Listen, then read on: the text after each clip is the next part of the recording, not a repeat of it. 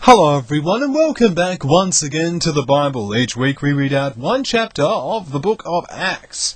And this week it's time for Acts 14. If you aren't interested in the Bible, that is absolutely okay. Feel free to watch my other videos and enjoy them. And if you are interested, then watch on.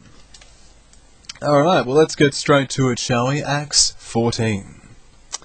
At Iconium, Paul and Barnabas went together to the synagogue and preached with such power that many, both Jews and Gentiles, believed.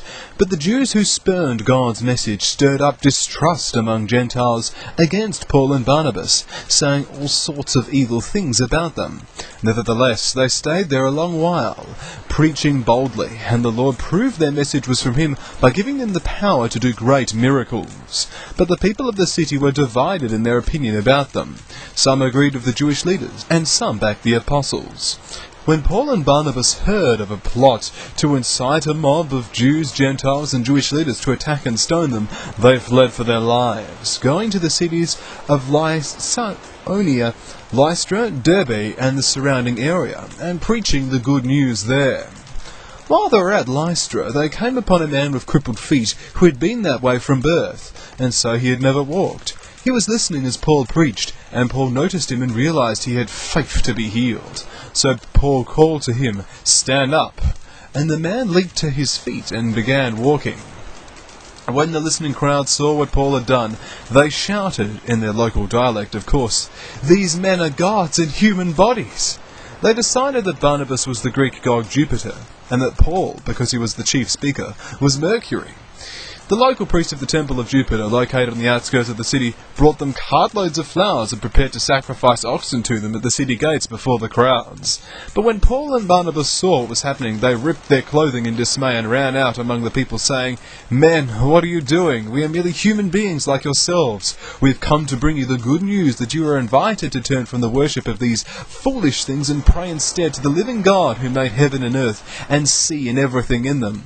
In bygone days he permitted the nations to go their own ways, but he never left himself without a witness. There were always his reminders, the kind of things he did, such as sending you rain and good crops and giving you food and gladness. But even so, Paul and Barnabas could scarcely contain the people from sacrificing to them. Yet only a few days later, some Jews arrived from Antioch and Iconium and turned the crowd into a murderous mob that stoned Paul and dragged him out of the city, apparently dead. But as the believers stood around him, he got back up and went back into the city. The next day he left with Barnabas for Derbe. After preaching the good news there and making many disciples, they returned again to Lystra, Iconium, and Antioch, where they helped the believers grow in love for God and each other. They encouraged them to continue in the faith despite all of the persecution, reminding them that they must enter into the kingdom of God through many tribulations.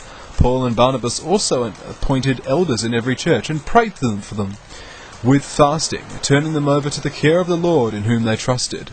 Then they travelled back through Pisidia to Pamphylia and preached again in Perga and went on to Attaea.